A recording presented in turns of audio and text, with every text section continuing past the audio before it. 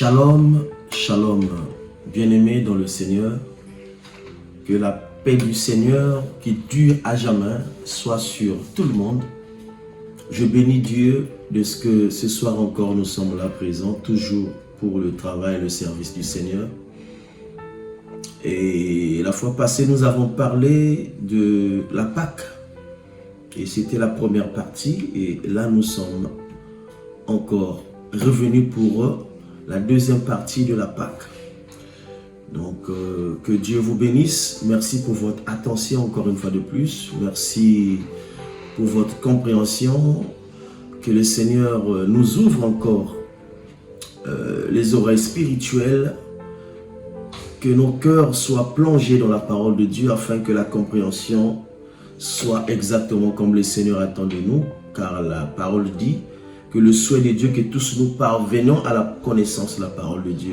Si nous sommes là pour nous éclairer par le moyen de la parole de Dieu, afin que nous sortions de l'ignorance, afin que nous puissions connaître la vérité, afin que nous puissions être affranchis par cette vérité.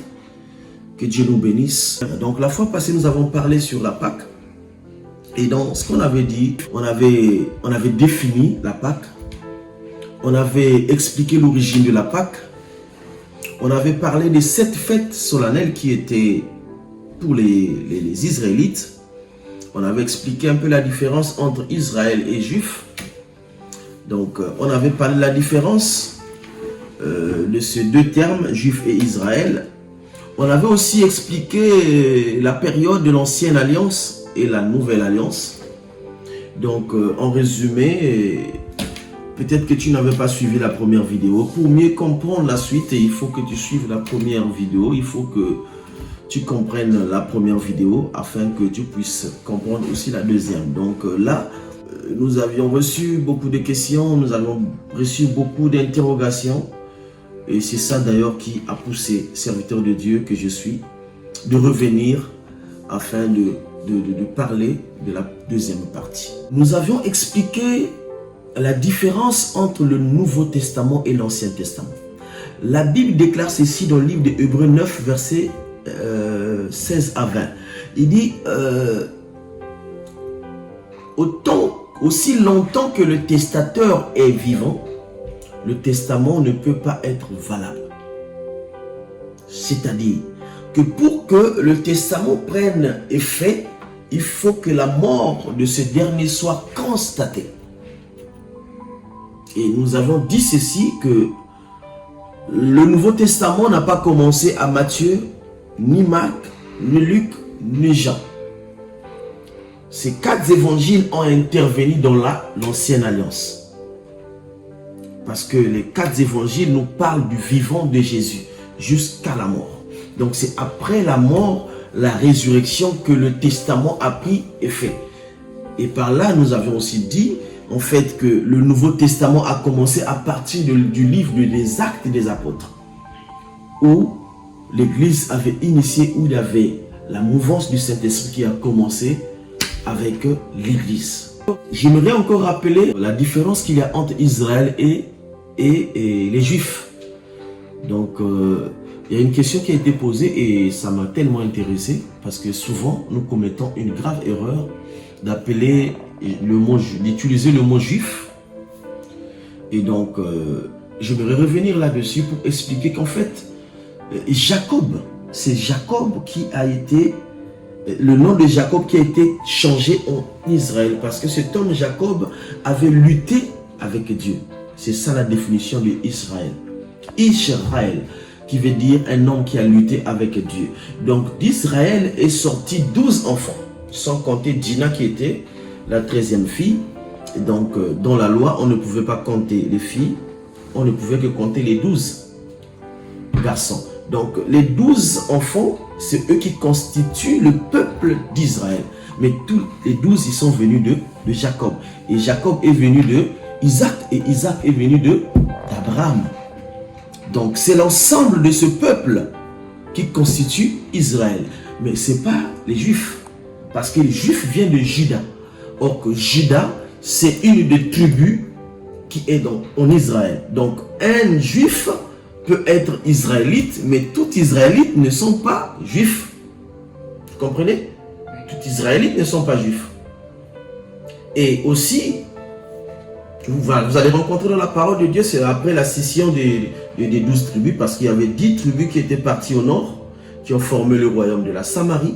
Il y a 2 tribus, Juda et Benjamin, qui étaient restés au sud, qui ont constitué un royaume qu'on appelle le royaume de Juda. Donc il y avait Benjamin qui s'était introduit, qui s'est allié avec Juda, et ils ont constitué une tribu, un royaume. Mais au-delà de Benjamin, Juda, c'est un fils de Jacob. C'est un des fils de Jacob. Donc quand je prononce le nom juif, que maintenant aujourd'hui on appelle tous les Israélites, les juifs par ignorance, quand je prononce le nom juif, en fait, juif c'est celui qui vient de Juda. Celui qui vient de Juda. Donc c'était une parenthèse en fait par rapport à la question qui a été posée. Et nous devons comprendre ces choses-là comme ça va nous aider dans ce que nous disons, dans même les expressions que nous employons de temps en temps concernant la parole de Dieu.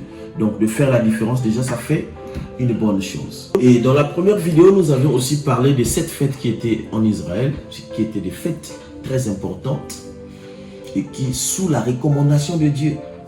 Donc parmi ces 7 fêtes, nous avons souligné 3 fêtes solennelles, qui était la Pâque, qui était la fête de la Pentecôte, et ensuite qui était la fête du Tabernacle. C'était des fêtes parmi les 7, mais qui étaient considérées à un autre degré.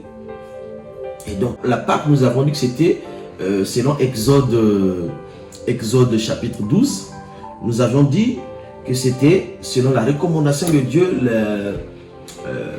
que le peuple devait sortir de l'esclavage, et que le 10e jour du premier mois, qui s'appelle Nissan en hébreu ou Abib, le peuple devait choisir un agneau sans défaut.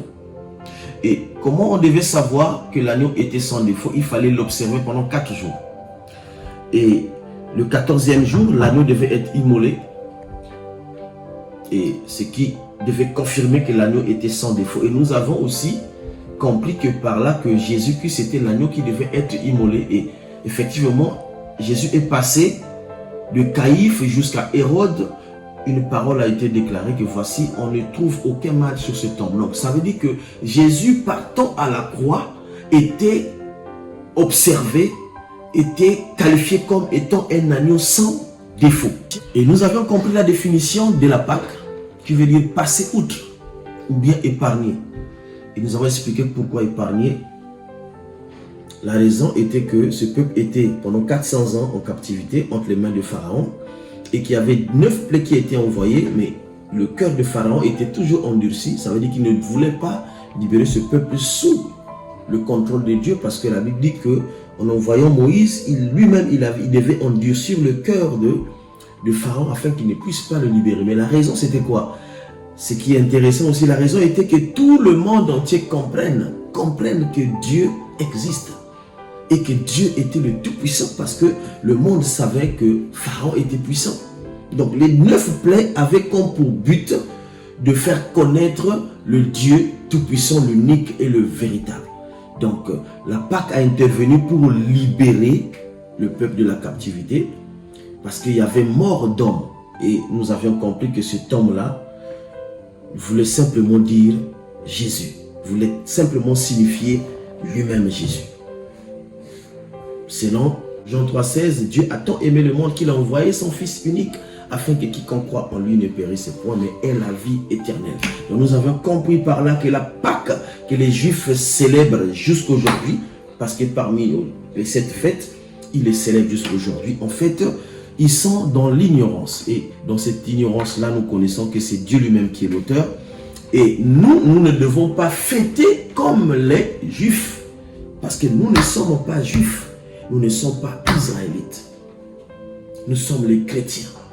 Et nous avons expliqué d'entrée en jeu comment le Nouveau Testament devait prendre effet. C'était par le constat du décès de notre Jésus et par sa résurrection. Donc, par là, nous comprenons que Dieu est en train d'introduire quelque chose de très, très capital dans la vie de tous ceux qui sont avec lui. La Bible dit qu'il était avec les 12 apôtres. Et pendant qu'ils étaient à table en train de célébrer en fait la Pâque juive ou la Pâque israélite, ils étaient ensemble. Mais quelque chose se passe, il dit qu'il prend le pain, il rend le pain, il dit « Ceci est mon corps ». Et il partage aux 12. Il prend la coupe, il dit « Ceci est mon sang ». Le sang de la nouvelle alliance. Que Dieu soit loué. Le sang de Jésus. En fait, là, il voulait introduire ce peuple afin qu'ils comprennent, en fait, depuis des années. Parce que la fête de la Pâque devait être célébrée toutes les années. Le premier mois de l'année. Et là, il est en train d'ouvrir tout ce qui a été caché dans ce mystère de la Pâque.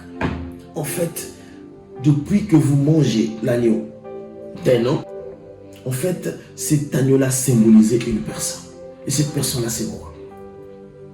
Depuis que Dieu a institué la Pâque, en fait, cette Pâque-là n'était que symbolique. Et aujourd'hui, s'accomplit la véritable Pâque, qui est le corps de Jésus et qui est le sang. Et il est en train d'interpréter sa vie. Et il est en train de transmettre sa vie. Parce que le sang de Jésus qui devait être bu, parce que selon Jean 6, il a dit, ce qui devait suivre Jésus, il devait boire le sang et manger le corps. Et cela a fait que les gens puissent être disqualifiés parce qu'ils n'ont pas compris. Ils ont pensé que c'était une initiation dans la magie, dans l'occultisme. Alors que Jésus expliquait quelque chose que eux ils savaient déjà, mais sous une autre forme. Donc il dit, faites ceci en mémoire de moi. Alors là, nous allons parler de mémoire, de mémorial, de commémorer. Donc toutes les fois que nous commémorons la Pâque, en fait, nous réveillons quelque chose. Et ça, c'est très intéressant. Pourquoi Jésus, cette fois-ci, va, en introduisant la Sainte Seine à la place de la Pâque, va laisser ces mêmes indices, ces mêmes paroles-là pour dire, voilà, faites ceci en mémoire de moi. Et de toutes les fois que vous le feriez, croyez que vous êtes en train de manger, vous êtes en train de boire quelque chose. Le corps d'une personne et le sang d'une personne. Je veux expliquer quelque chose qui est très important. Vous savez, dans d'autres constitutions, dans d'autres organismes, en fait, ils mettent les figures des personnes qui sont déjà décédées. Et chaque année, en fait, nous avons par exemple les images de Saint Paul, de Saint Jacques, des saints, des saints, des saints. Et au-delà des saints, nous avons des hommes, des martyrs, beaucoup de gens qui sont déjà décédés. Et les hommes, ils célèbrent, ils font des manifestations pour ces hommes qui sont déjà décédés. Vous le savez, n'est-ce pas? Mais une chose est vraie que toutefois, quand nous célébrons une fête pour un décès, pour quelqu'un qui est déjà décédé, en fait, c'est en quelque sorte, nous sommes en train de réveiller l'esprit de la personne qui est déjà décédée. Ça, c'est dans le monde spirituel. C'est ainsi que Dieu interdit aux chrétiens que nous sommes d'aller parler aux morts, d'aller faire ces exercices-là à ceux qui sont déjà décédés. Mais ce qui nous dit en fait, l'importance de ce qui nous dit en fait, quand nous le faisons, nous réveillons l'esprit. Et donc, quand il dit, faites ceci en mémoire de moi, il est en train de demander afin que ces jours soient commémorés. En fait, que ça reste dans la mémoire des gens. Que toutefois, quand vous allez prendre la coupe, ça peut être un pain ordinaire. Mais quand vous avez dans la pensée spirituelle que ce pain n'est plus ordinaire, ça devient un corps. Et vous mangez. Vous prenez le vin, vous mettez dans un verre. Donc, un verre de vin. Et quand vous buvez ce vin, en fait, spirituellement, vous êtes en train de prendre le sang de l'agneau. Le sang humain. Et toutes les fois que vous faites cela, en fait, vous êtes en train de réveiller en vous l'esprit de Dieu. Vous êtes en train de réveiller en vous l'esprit de la personne qui était déjà décédée. Et cette personne-là, c'est qui? C'est Jésus de Nazareth. Et c'est pourquoi la question que tu as posée la fois passée était très importante. Sur pourquoi célébrer la Sainte Seine de temps en temps. Eh bien oui, c'est important. Parce que souvenez-vous, sur ce qu'on a partagé la fois passée, c'est que ces deux disciples sur le chemin d'Emmaüs, sur le chemin, ils ont reçu la parole de Dieu. La Bible dit que Jésus a apparu. Jésus le parlait, mais ils ne pouvaient pas comprendre. Mais quand ils arrivent à Emmaüs, ils demandent à Jésus de rester. Mais ils ne pouvaient pas se rendre compte que c'était Jésus qui parlait. Mais qu'est-ce que Jésus a fait afin qu'ils puissent se retrouver? Il a réveillé leur mémoire. La Bible dit qu'il a demandé qu'on lui apporte un pain. Et quand il a pris le pain, il a rompu. La Bible dit que leurs yeux s'ouvrirent. Et c'est pour autant dire que pendant qu'ils marchaient, pendant qu'ils parlaient avec Jésus, leurs yeux étaient fermés? Non. Ils ont réveillé quelque chose qui était en eux. Jésus-Christ a laissé un don dans chaque vie. La Bible dit que à tous ceux qui l'ont reçu, il a donné le pouvoir de devenir enfant de Dieu. Or, un enfant de Dieu est celui qui a déjà le sang de Dieu en lui. C'est celui qui a l'esprit de Dieu en lui. Est-ce que la Sainte Seine est réservée qu'aux ministres de Dieu? Mais une très belle question. Une très belle question. Déjà, pour ton information, qu'est-ce qu'un ministre? Le ministre, c'est pas comme dans un gouvernement. Un ministre veut dire serviteur. Ministre veut dire serviteur. Diakonos en grec. Donc le mot ministre n'est pas réservé seulement aux pasteurs, seulement aux apôtres, seulement aux prophètes, aux évangélistes ou aux docteurs. Le mot ministre veut simplement dire un serviteur. Et le serviteur dans le sens encore plus profond, doulos, qui veut dire esclave. Donc en fait, dans le vrai sens du mot, tous ceux qui sont appelés à Dieu sont serviteurs, sont ministres. Ok? Voilà, parce que je vois que tu fais référence à la lecture, parce qu'il n'y avait que les apôtres, n'est-ce pas? Or, quand nous avons lu dans la première vidéo, on avait pris Corinthiens 11. C'était tout le monde qui prenait la Sainte Seine. Ça c'est Paul qui introduit aussi, qui parle de la Sainte Seine. Tout le monde. Donc la Sainte Seine n'est pas réservée seulement aux pasteurs. Parce que quand tu parles des ministres, tu fais allusion aux pasteurs, aux évangélistes. Comme ici dans le texte, on parle des apôtres. Oui. Voilà. Donc, quand Jésus a dit, celui qui veut me suivre, qui mange ma chair et qui boit mon sang, dans Jean 6, il ne parlait pas seulement aux apôtres, il parlait à tous les disciples. À tous les disciples. Donc déjà, pour la Sainte Seine, ce n'est pas réservé qu'aux pasteurs. C'est réservé à tous ceux-là qui ont reçu Jésus-Christ comme Seigneur et Sauveur. Parce que l'Esprit de Dieu n'a pas choisi seulement les apôtres. La Bible dit que quand, selon le livre des Actes des Apôtres, chapitre 2, il dit que quand tous ils étaient dans la chambre haute, le Saint-Esprit est venu habiter dans tous ceux qui étaient là. Hommes, femmes, tous ils étaient ensemble. Et le Saint-Esprit n'a pas choisi seulement les apôtres, il a choisi tout le monde. Tout le monde. Donc tous ceux qui ont reçu le Seigneur, ils ont droit à manger le corps. C'est ça l'initiation au christianisme. Si tu ne manges pas, tu n'es pas chrétien. Il faut manger. C'est comme dans le monde de la sorcellerie. Les sorciers, on entend des témoignages. Les sorciers, ils mangent la chair.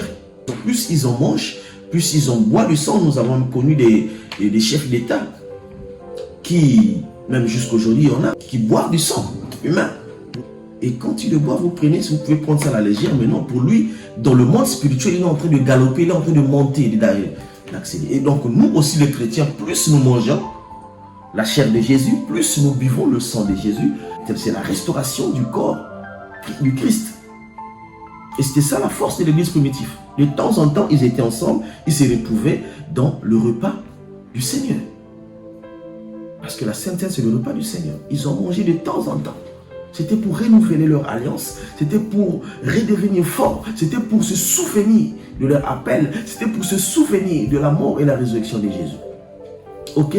Donc c'est donné à tout le monde, la Sainte Seine. À quel moment peut-on prendre la Sainte Seine? Ok, et ça aussi c'est une très bonne question, mais c'est dans la lecture que nous avons faite, en fait, on ne nous demande pas le temps précis. Parce que là, nous sommes dans une fois par an. Le jour où Jésus a célébré la Sainte Seine, c'était à l'occasion de la fête de la Pâque. Et que lui, il introduit la véritable fête, qui est la Sainte Seine. Parce que ceux qui étaient là, ils étaient ignorants. Pendant qu'ils étaient en train de célébrer la Pâque, ils ne savaient pas que la véritable Pâque devait être célébrée, qui était la mort et la résurrection de Jésus-Christ. Tu comprends? Donc, dans la lecture, en fait, il dit, ceci est mon corps qui est donné pour vous. Faites ceci en mémoire de moi. Il donne une recommandation. Faites ceci en mémoire de moi. Et Paul, dans le livre de 1 Corinthiens 11, il fait une reproche à l'église. Que vous vous réunissez de temps en temps pour ne pas manger le repas du Seigneur, mais en fait pour venir manger comme vous voulez, chacun était dans son coin, alors que le repas du Seigneur devait être pris ensemble. Tu vois? Le temps exact ne nous est pas imposé dans la Bible. Mais vu l'importance de la chose, nous pouvons dire que celui qui le fait tous les jours, il est mieux. C'est comme si tu me disais, j'ai un exercice à faire, mais à quel moment je peux lire mes leçons pour bien faire mon devoir? Mais je te conseillerais de lire de temps en temps, dès que tu as le temps, l'occasion de le faire. Donc celui qui le mange, qui boit tous les jours de sa vie, il est rajeuni, il est restauré tous les jours. Celui qui le prend une fois par semaine aussi, c'est pas un problème, c'est comme la prière. On ne peut pas donner du temps, on ne peut pas donner une recommandation, il faut prier ça. Ça dépend de ton alliance. Comment tu as accompli ton alliance avec lui. Mais seulement une chose est vraie, que de toute fois quand tu le fais, tu as un souvenir. Et souvenez-vous, nous avons parlé de la Pâque qui était un symbole. Et même à la Pâque, on a dit que faites ceci afin que vos descendants comprennent. En fait, le but c'était quoi? Que de génération en génération, que les gens comprennent d'où ils viennent. Parce que Dieu savait que cette génération devait passer. Mais la fête devait symboliser, rappeler à ces peuples d'où ils viennent. Et comment ils ont été délivrés. Donc, de temps en temps que tu manges, que ça te ramène au souvenir du Messie, du Maître qui est mort à la croix pour toi. Et je crois que ça redresse quelque chose dans la vie. N'est-ce pas? Je crois que ça ajoute quelque chose dans ta vie.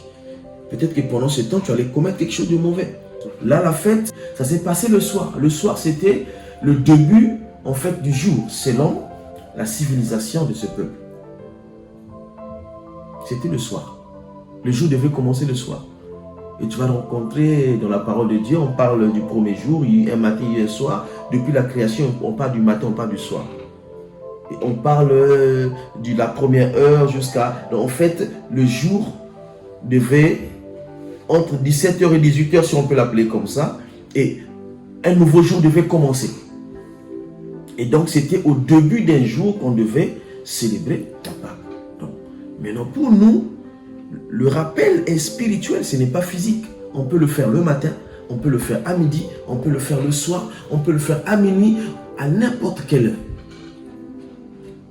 Le but, c'est quoi? C'est que nous puissions comprendre ce que nous sommes en train de faire.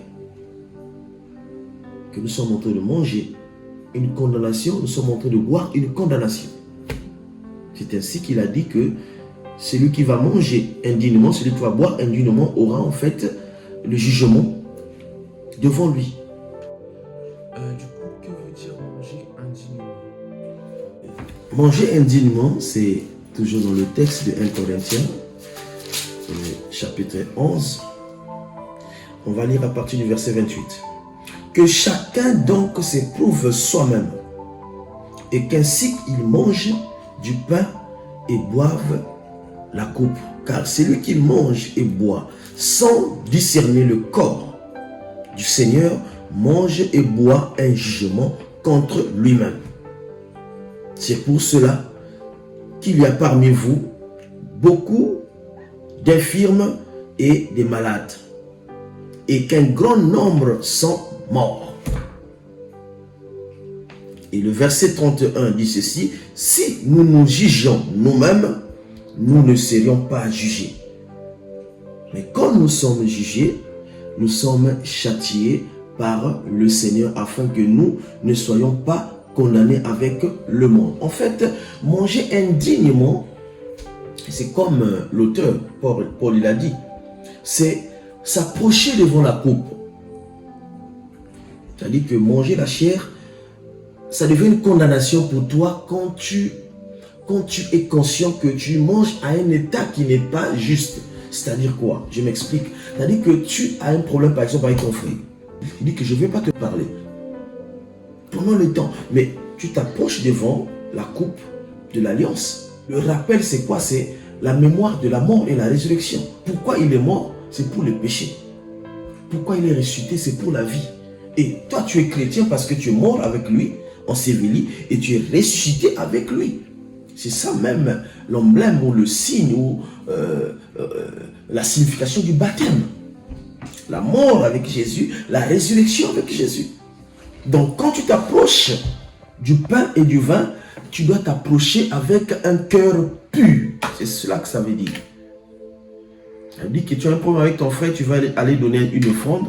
Fais d'abord la paix avec ton frère avant d'aller donner l'offrande à Dieu.